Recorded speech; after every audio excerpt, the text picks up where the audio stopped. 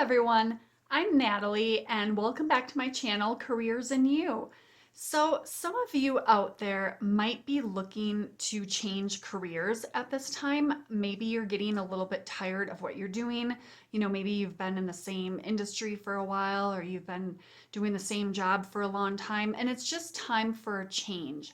So in today's video, I'm going to be talking about the 5 different ways to navigate a career change. And this is actually going to be part 1.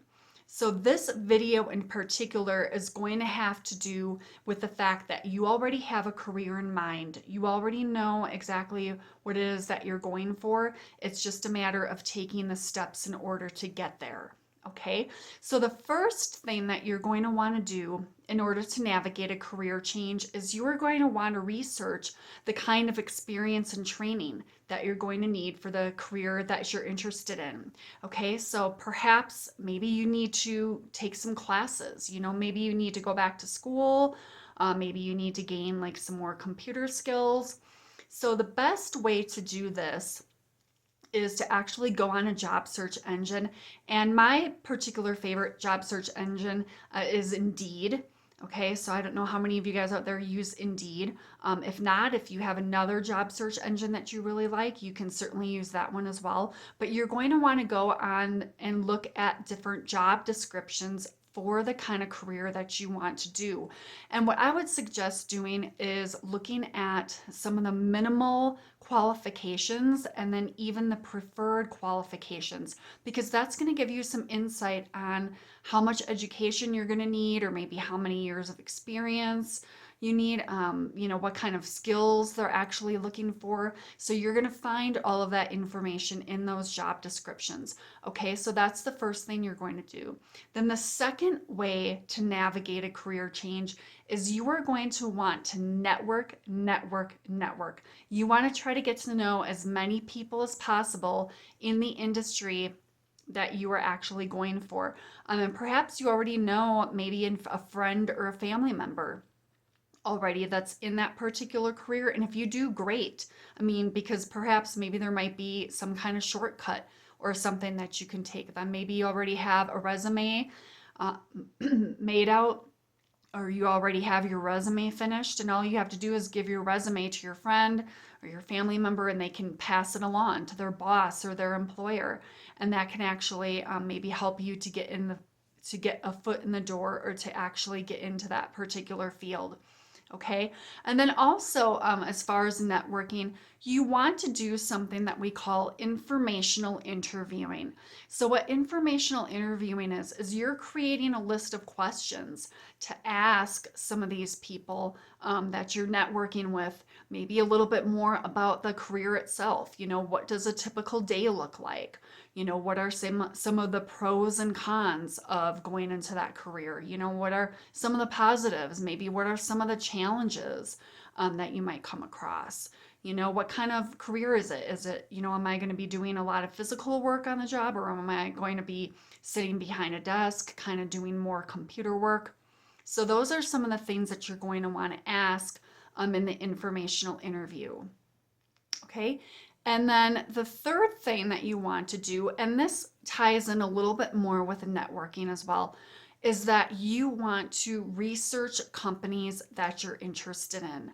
Okay, so maybe check out wherever you're applying for jobs, if it's in, the city that you're living in at the time, or if you're moving out of state or whatever, research those companies that you're interested in.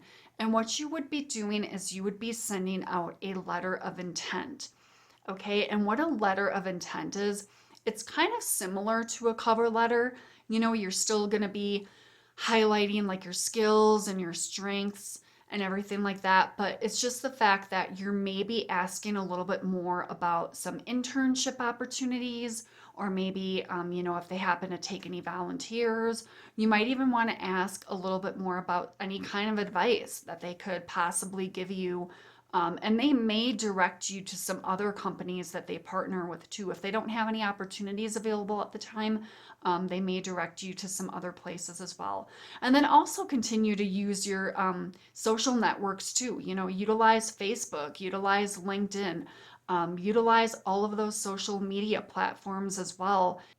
Okay, and then the fourth thing in order to navigate a career change is come up with a personal plan. Okay, so you are going to want to take a look at your personal situation and really assess it. Okay, you're going to, like, perhaps, if, let's say, if you're working full time, how are you going to fit school in if you're working full time? How many classes are you going to be taking? When are you going to be doing homework? If you have a family, if you have kids, how is that going to factor into your daily schedule if you're looking at making a career change? There's a lot of things to look at. Even your living situation. Let's say you own a house and you're kind of trying to find some extra money to go back to school. Maybe you might want to rent out a room to somebody, okay? Or let's say if you're living by yourself and you're paying a whole lot of money for rent, maybe you might want to think about getting a roommate in order to cut costs down a little bit, or to cut costs in half, so that you're able to go to school. Okay, so you're going to want to come up with a personal plan, and even your financial situation, taking a look at your finances. Are there certain scholarships that you can apply for, or certain loans, that you can apply for to kind of help you out financially in order for you to go back to school, or if you need to take classes. Okay, and then the fifth thing that you're going to want to do is you're going to want to practice a lot of patience. Okay, because nothing happens overnight. Okay, a lot of times, especially if you're going into, a new job or a new career and you still need a little bit more experience to get there, you're going to have to take a little bit of baby steps sometimes to get there. You kind of have to break up tasks a little bit and break it into small steps. And I know a lot of times people out there talk a lot about, 5-year goals or 10-year goals. And if that kind of overwhelms you a little bit and you don't really want to look at the big picture like that, maybe break it down a little bit. What can you accomplish within a couple of weeks? Or what do you want to accomplish within the next couple of months? Break it down a little bit as far as your personal goals.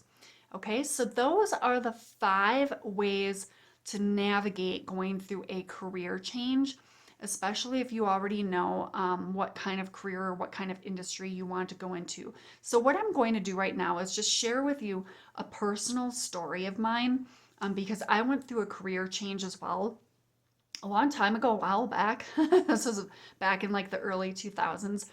I was a teacher and I was actually going through a career change to become a school counselor.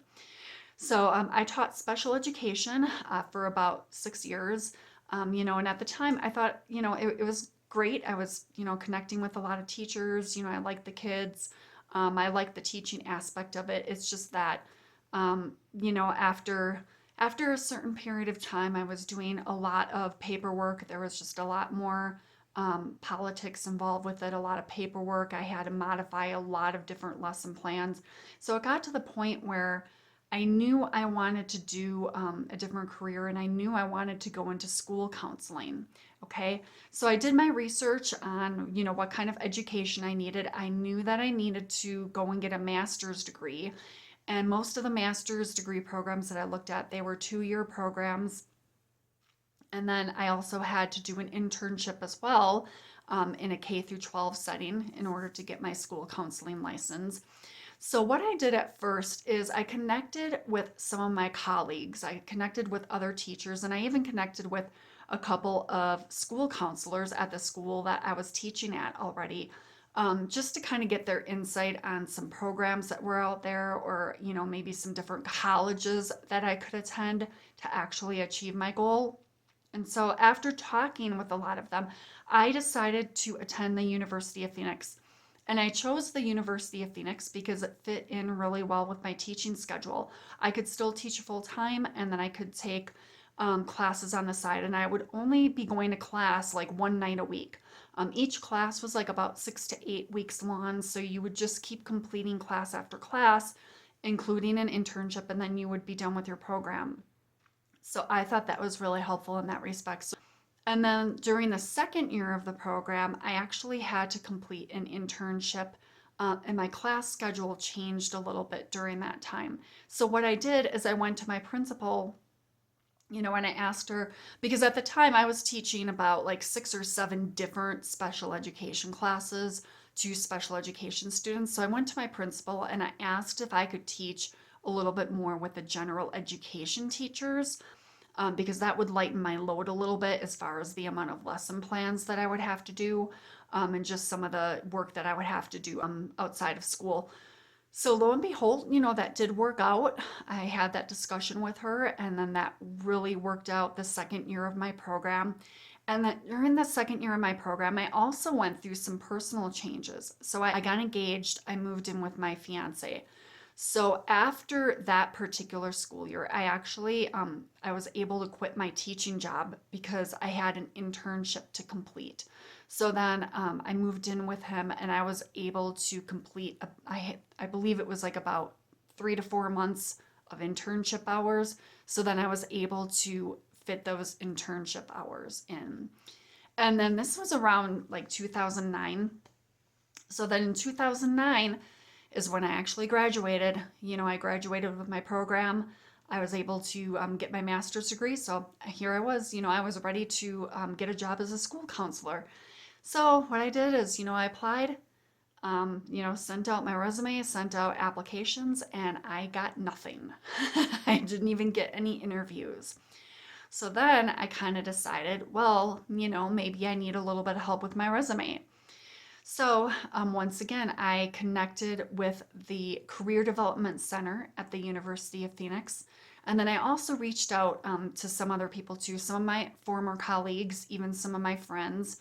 And I received a tremendous amount of feedback on my resume. So I was able to update my resume. And then, of course, I sent it out again. I started getting more interviews. Well, by this time, the next school year had begun, and I hadn't found a position yet. So I decided to go back to substitute teaching for a while. And meanwhile, I was still sending out applications, I was still interviewing, I was getting, some feedback on some of my interviews during that year. And then the following summer, I actually reconnected with another friend of mine who I went through the master's degree program with. And at the time, she had a position as an admissions counselor for some online colleges. And she told me about it. And I thought to myself, okay, well, it's not my end goal. But at least it would get me closer to my actual, career goal of becoming a school counselor. So I actually took on that position and I decided to um, take on a job as an admissions counselor at the time.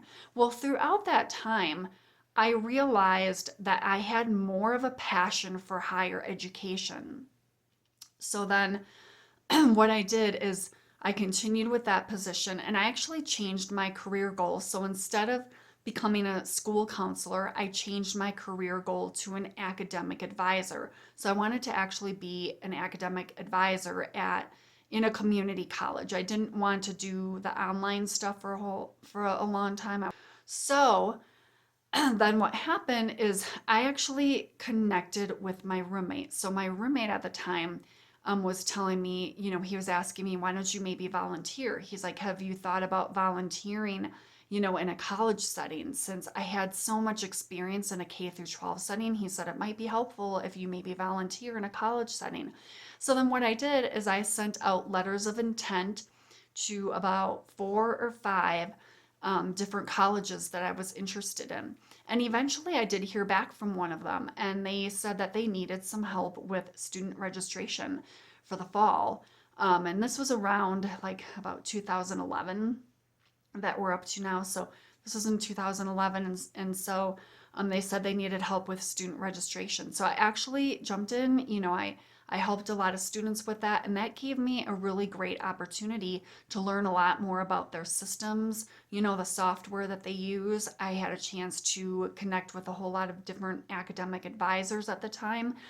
And so, and unfortunately, when I was done with all that, they didn't have a full-time position available because I was looking for full-time at the time. But then a few months later, I did hear back from another community college, and they were actually looking for an intern they were looking for an intern for their academic advising department.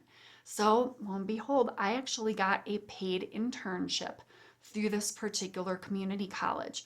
And by this time, this was a year later, because throughout that time I was still working as an online admissions counselor. But this was a year later, so this was around like September of 2012 at this time. So I went on as an intern in their academic advising department, and I actually landed a permanent position as an academic advisor in February of 2013. And so through it all, I actually stayed there for about 7 years. Okay. And while it wasn't my actual, dream job for life, it was my career goal at the time. It was my dream job at the time. So it just goes to show that throughout that time, I felt like I learned a lot about myself as a person. I felt like I went through a tremendous amount of personal growth. And so it just goes to show that a lot of times, if you're going through a career change, it's not about how long the process takes. It's really about the learning, the quality and experience that comes with it when you're trying to achieve something big. Okay, because I started out, I graduated in 2009, and it wasn't until almost 2013 when I actually achieved my career goal. So I hope you found this video to be helpful. And if you liked it, click subscribe down below, as I will be doing some more of these career videos in the future. And I will see you next time.